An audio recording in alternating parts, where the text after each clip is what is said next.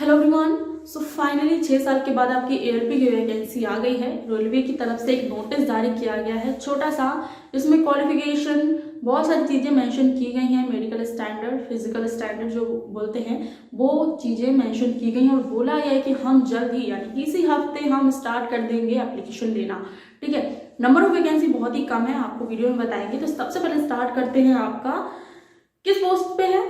Assistant loco pilot की post पे, technician की पोस्ट पे नहीं। आप सोच रहे होंगे कि assistant loco pilot plus technician दोनों साथ में आनी थी। ठीक है, तो ऐसा नहीं है। लोको पायलट की पहले आई है, असिस्टेंट लोको पायलट की। आपको ये जो नोटिफिकेशन है जो मैं अभी आपको बता रही हूँ, पूरा पढ़ के बताऊंगी। आपको ब्लर थोड़ा दिखाई देगा स्क्रीन पर, बट मैं आपको पूरा एक एक चीज अच्छे तरीके से समझाने वाली हूँ। तो ये पोस्ट है आपका असिस्टेंट लोको पायलट के लिए, और पे लेवल आपका वही 19,900 है, जो बढ़ के आपका हो जाएगा 40,000 के आसपास। मेडिकल स्टैंडर्ड A1 रखा गया है। मेडिकल स्टैंडर्ड में सबसे टफ क्या है? आंखों का। ठीक है, आंखों का भी बताएंगे कि विजन स्टैंडर्ड आपका क्या क्या है। एज आपकी देखिए वैसे बोली जाती थी कि 18 से 28 साल। ठीक है, अब इसमें बोल दिया गया कि 18 से 30 साल, तो 2 साल बढ़ा दी गई है। जब 6 साल बाद ये वैकेंसी आई है तब 2 साल इन्होंने बढ़ाई है, तो उसी हिसाब से उनको वैकेंसी भी बढ़ानी चाहिए थी, राइट। अब इन्होंने टोटल वैकेंसी जो है वो 5,696 है। 5,696 भाई, ऊंट के मुंह में जीरा जैसा कुछ है ना, लग रहा है ना, छोटा सा। अब क्योंकि देख लीजिए, जब 60,000 वैकेंसी निकली यूपी पुलिस की, उत्तर प्रदेश पुलिस की जब वैकेंसी निकली 60,000 में, तब 50 लाख फॉर्म भरे गए। ठीक है, 50 लाख। अब इसमें देखिए, रेलवे की तो हर कोई एलिजिबल है, जैसे पुलिस में भी हर कोई एलिजिबल होता है, रेलवे में भी वैसे ही एलिजिबल है। तो क्वालिफिकेशन समझ लेते हैं इसकी। क्वालिफिकेशन आपका 10th होना चाहिए, बहुत ही ध्यान से समझिए। जिसकी ITI ट्रेड्स में नहीं है उनके लिए क्या इसमें है, तो आपकी 10th होनी चाहिए और ITI होनी चाहिए NCVT या SCVT से, किसी भी NCVT से होनी चाहिए या फिर SCVT से आपकी ITI होनी चाहिए। कौन कौन सी ट्रेड को आप बहुत ही ध्यान से समझिएगा, सुनिए। Fitter electrician, instrument mechanic, millwright maintenance mechanic, mechanic radio and TV, और हाँ electronic mechanic, mechanic motor vehicle, wireman, tractor mechanic, armature and coil winder, और उसके बाद आ जाता है mechanic diesel, heat engine, turner, machinist, refrigeration and air conditioning mechanic. और आपका ये ट्रेड है, ठीक है, जो भी मैंने बोली ये आपकी ट्रेड है। Fitter electrician, instrument mechanic, millwright maintenance mechanic, tractor mechanic, armature, wireman, और mechanic motor vehicle, electronic mechanic, mechanic diesel, heat engine, turner, machinist, refrigeration and air conditioner. इसके अलावा आपकी जो ट्रेड है, ड्रेस मेकिंग का तो देखिए पॉसिबल नहीं है, कोपा भी नहीं है इसमें। ALP में कोपा वाले इसमें अप्लाई नहीं कर पाएंगे। ठीक है, कोपा वाले इसमें नहीं है। और आपके आपके पास ITI नहीं है तो आपने 10th किया हो और आपने किया हो अप्रेंटिसशिप आपने कहीं से भी किया हो, बस आपके पास नेशनल अप्रेंटिसशिप का सर्टिफिकेट होना चाहिए, NAC का सर्टिफिकेट आपके पास होना चाहिए। नेशनल अप्रेंटिसशिप सर्टिफिकेट ये आपके पास होना चाहिए 10th करने के बाद।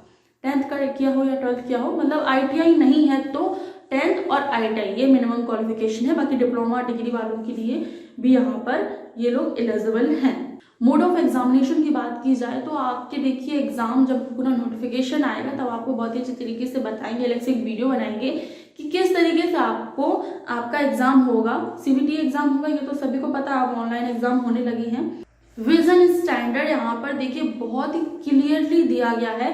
A1 मैंने पहले बोला था, विजन स्टैंडर्ड है। डिस्टेंस विजन 6x6, ठीक है, नियर विजन 0.6, और must pass test for colour vision.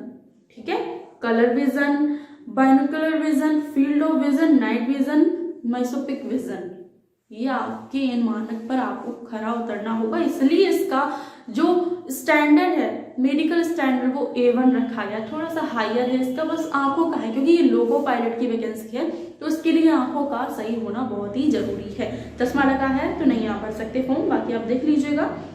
ये जो स्टैंडर्ड है आपको नोटिफिकेशन यहाँ पर दिख रहा होगा। ठीक है, और ऑल इंडिया इसमें एलिजिबल है, आप किसी भी स्टेट से हैं तो आप इसमें अप्लाई कर पाएंगे।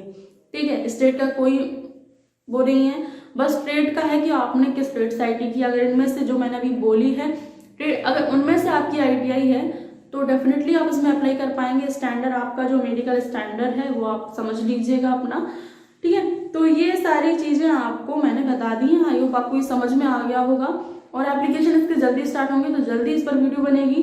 बाकी अगर आपको एग्जाम पैटर्न समझना है किस तरीके से आपका सिलेक्शन होगा, उसके लिए देखिए जब नोटिफिकेशन आएगा तब हम जल्दी इस पर भी वीडियो बना देंगे सिलेक्शन के लिए। बाकी कोपा वाले आप इंतजार कीजिए टेक्नीशियन की पोस्ट के लिए, क्योंकि उसमें 10th+2 मांगते हैं, वो भी PCM से। ठीक है, तो वही एक तरीका है कि आप उसमें अप्लाई कर पाएंगे। उसमें ITI का कोई मतलब नहीं है। ठीक है, तो ये नोटिफिकेशन है, बस वैकेंसी कम है इसमें, बस यही कमी है कि वैकेंसी बहुत कम है। अगर बढ़ाई भी जाएगी, क्योंकि ये जो नोटिफिकेशन है, जो छोटा सा नोटिफिकेशन है, इसमें 5,696 दी गई है। जो ऑफिशियल नोटिफिकेशन आएगा तो शायद इसमें वैकेंसी बढ़ा सकते हैं, लेकिन कितनी बढ़ाएंगे? सैकड़ों का आंकड़ा बढ़ेगा, हजारों का नहीं। ठीक है, थोड़ी बहुत बढ़ा देंगे। तो वैकेंसी बहुत कम है। और देख लीजिएगा फॉर्म कितने भरे जाएंगे, क्योंकि यूपी पुलिस की वैकेंसी आई थी, उसमें देखिए 60,000 की वैकेंसी थी और 50 लाख फॉर्म भरे गए। तो ये बहुत ही ज़्यादा है। बेरोजगारी का मतलब सितम समझ सकते हो कि कितने लोगों ने फॉर्म भरा है, राइट। तो उसके हिसाब से वैकेंसी बहुत ही कम है। बाकी आप लोग देख लीजिएगा, अगर आप ITI से हैं तो ITI में आपको थोड़ी ज़्यादा मेहनत करने की ज़रूरत है, क्योंकि इसमें डिप्लोमा डिग्री वाले भी आ गए हैं। ठीक है, तो वो आपका जो कंपटीशन है वो टफ हो सकता है। ठीक है, तो ITI बहुत ही अच्छी तरीके से मेहनत कीजिए। आपकी जो ट्रेड है आपको मौका दिया गया है LP में जाने के लिए। बाकी कोपा ट्रेड वाले मैं समझ नहीं सकती हूँ कि इतनी कोई वैकेंसी जो ट्रेड है, सॉरी वैकेंसी नहीं, जो ट्रेड है वो इतनी खराब कैसे हो सकती है। मतलब बहुत कम मौका दिया जाता है कोपा ट्रेड वालों को। तो best of luck all trade student.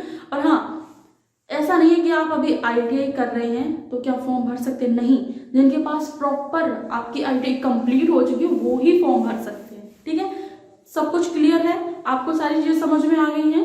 ठीक है, चलिए नोटिफिकेशन आएगा तो जल्दी आपको इन्फॉर्म करेंगे। उसके लिए वीडियो को लाइक कर दीजिए, चैनल को सब्सक्राइब करना बिल्कुल मत भूलिएगा। आपको पूरा सिलेक्शन प्रोसेस समझाएंगे आपके ऑफिशियल नोटिफिकेशन के बाद, क्योंकि ये जो टेंडर दिया गया है इसके बाद जल्दी आपका नोटिफिकेशन आने वाला है।